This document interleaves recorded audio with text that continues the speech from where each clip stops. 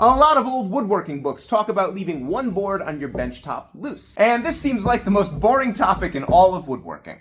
But it's not. The space under this board was often framed out and turned into a locker where you could store valuable tools and also hide them from thieves.